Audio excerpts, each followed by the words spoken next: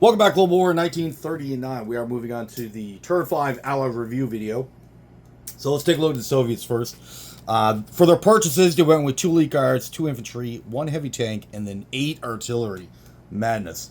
And then on their collect income phase, they went ahead and collected $49. They are getting 2 different bonuses. One for the Archangel, +6, and then one for the Middle East, +5. They went ahead and took out Iraq with a sizable force, bunch of tanks, artillery, no real infantry, just a bunch of heavy hitters. So it's pretty scary for the Axis down in Africa now. But we'll figure out what we're going to do down there. For the rest of the Soviets, they left the Moscow pretty well open. There's only 1 infantry and a fort defending. They didn't repair any of the damage on the factory, so they didn't actually build anything there. Most of the units that they built was over in Novosibirsk, and they built 3 new units in Stalingrad. But they took the bulk of their force was in Novgorod, so we were thinking that they would bring it into Moscow for defense, but that they chose to turn around and recapture Leningrad, which denies us from activating Spain this coming up turn, so which is kind of annoying, but good job on my opponent to deny the Spanish from joining. So there'll probably be 1, maybe 2 turns, depending on how he moves this around. And the German bulk of the German force is here, so they can't get up to Leningrad. He's got a bunch of blockers in the way, so we're forced to move 1 space at a time. Same thing with Stalingrad. That is is too far away. There's a blocker in this territory. So the only viable city that we can capture would be Moscow. And then try to clear out a bunch of these blockers. And then he's got another big force over here. Mostly infantry, a good chunk of artillery, 1 heavy tank. And he's got 4 small units here. So figure out what he's going to do with those.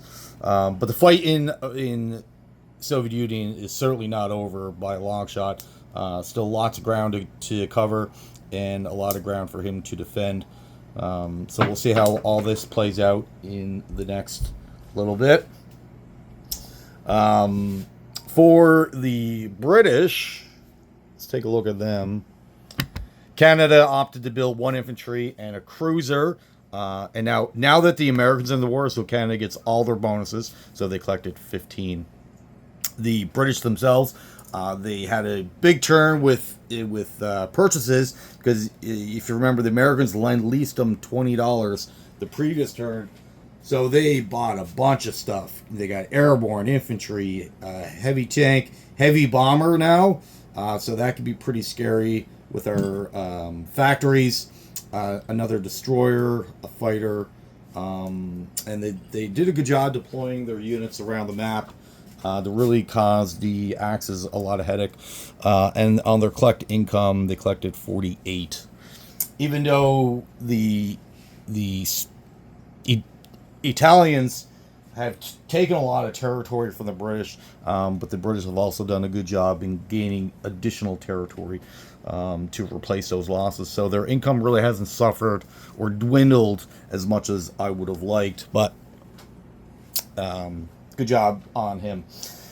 A bulk of the new purchases went up here in London. Another destroyer. The Canadians built, obviously, in Canada. That's pretty much all that happened up here in this region. Just adding new units.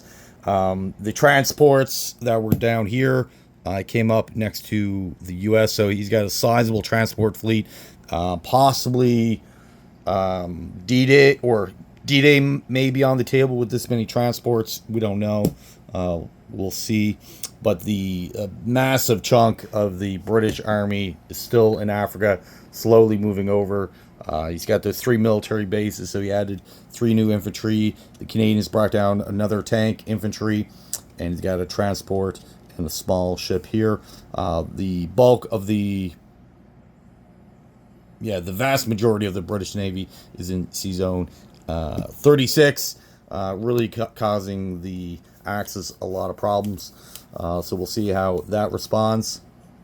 But you can see they're slowly moving over. The British are still outproducing, even though they lost their factory in Cairo. The British are still outproducing the Axis in Africa.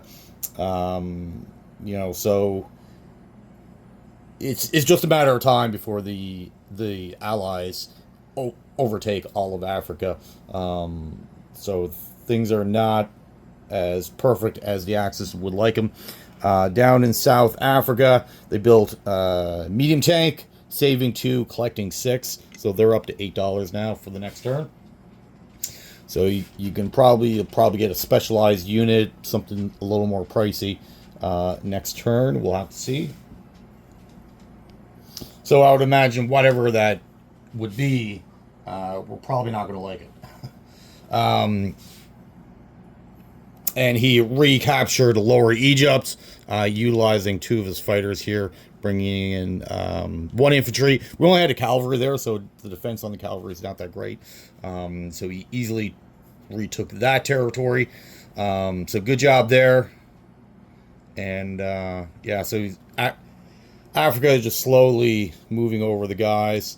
So once this force gets up to here, I would imagine that's when the big press will come. And of course, he's got like 8 more infantry that'll join their next turn with another bunch of units, heavy artillery. So 2 more turns, and then all this will be in here. And it'll be pretty scary. We'll figure out how we're going to respond to that.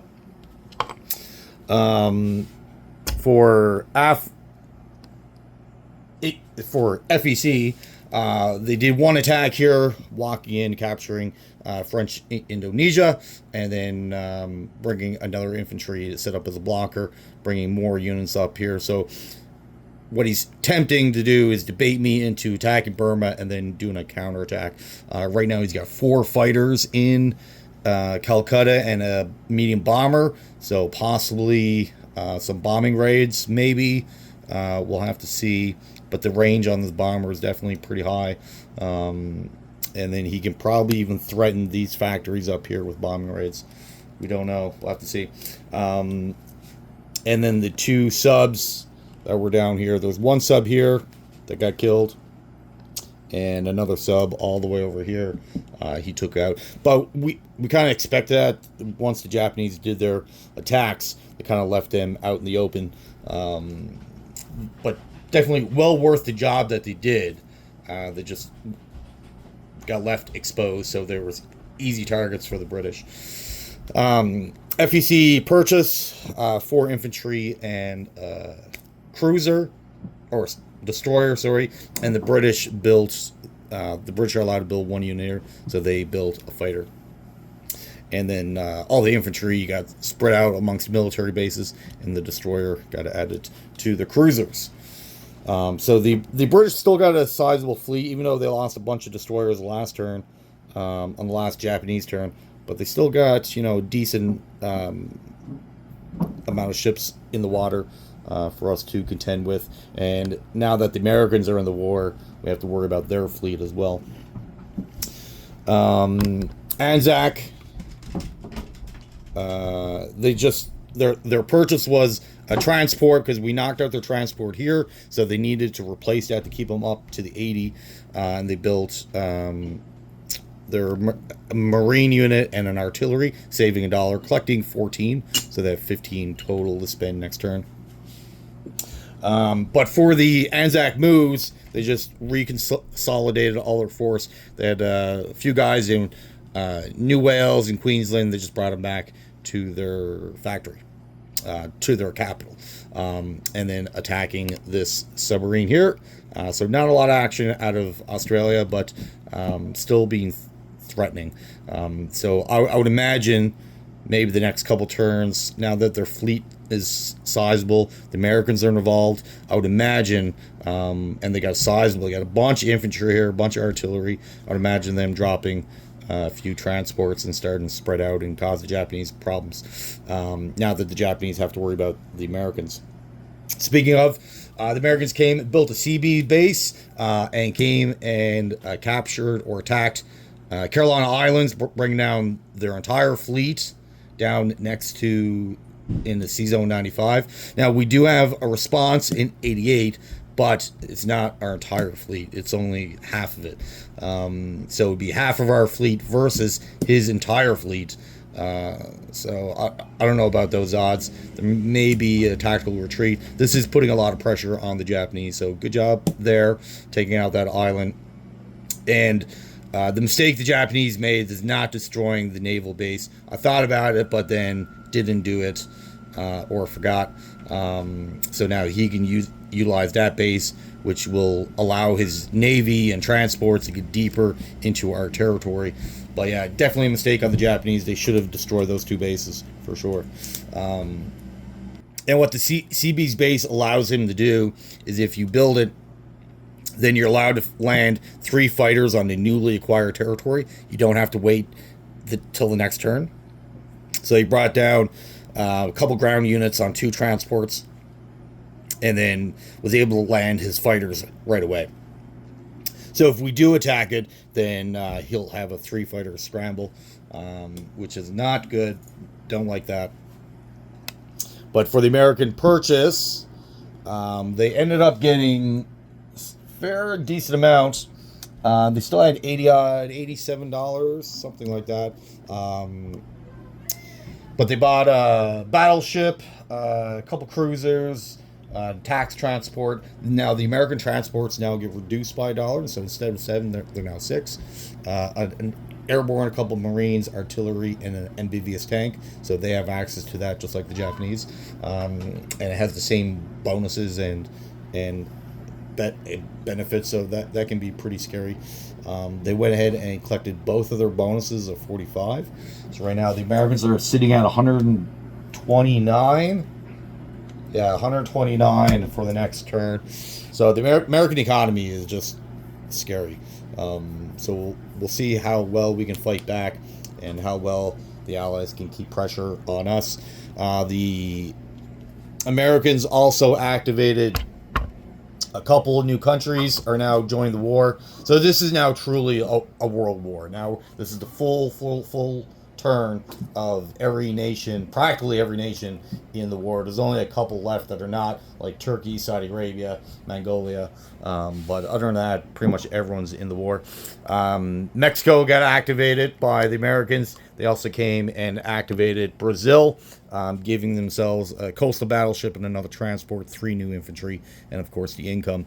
Now, once Spain gets involved, or if they do, then what will happen?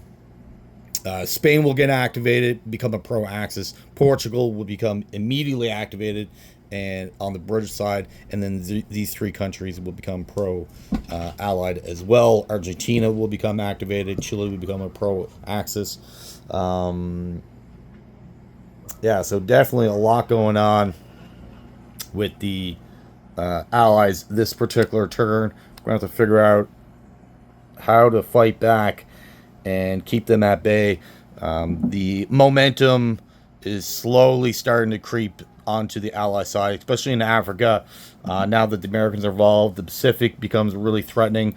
The Japanese have enjoyed most of the game up until this point, free reign in the ocean, but that is starting to change. The Americans are being pretty aggressive really early, which they have to be. They really need to be. Normally it takes about 2 turns for the Americans to really get involved, but he's managed to do it right away. So good job on my opponent, really putting a lot of pressure on us. Okay, so that's it for the Allies, and moving on to the Italian turn 5, and then the entirety of turn 6. All right, well, thank you for watching. Have yourself a great day.